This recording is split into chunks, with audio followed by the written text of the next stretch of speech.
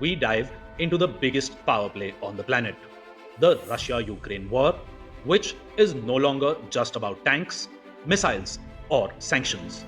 It has become a mind game between Donald Trump and Vladimir Putin. And the question is simple: who is really in control? Because the new battlefield is not trenches, it is not drones, not missiles, but minds. The minds of two men, Trump and Putin.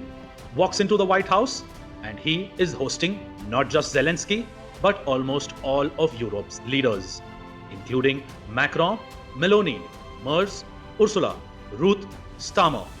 And right in front of them, he makes his first move. When Zelensky said Russia must not be rewarded, Trump shot back, saying Ukraine can end this war if it wants to.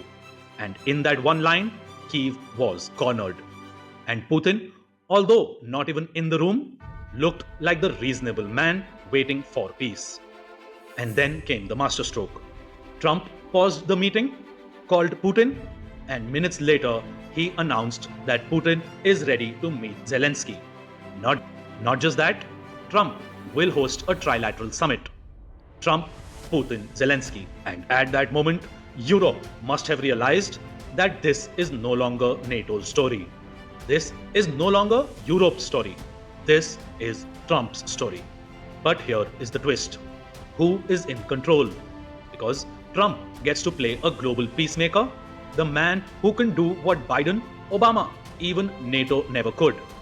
But Putin gains too, because Europe is sidelined, the West is divided, and Moscow is suddenly dealing directly with Washington on Putin's terms.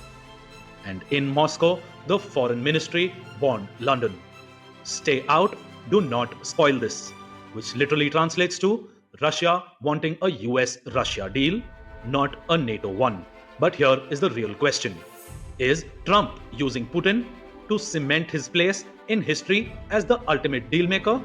Or is Putin using Trump to weaken the West, break Europe's unity, and win without firing another shot?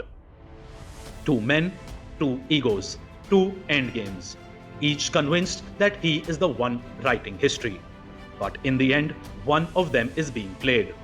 Until we know who, Ukraine, Europe, and the rest of the world remain pawns on this dangerous chessboard. And if you're finding value in these deep dives, like, share, and follow the channel so that you do not miss what comes next. Until then, stay sharp and stay questioning.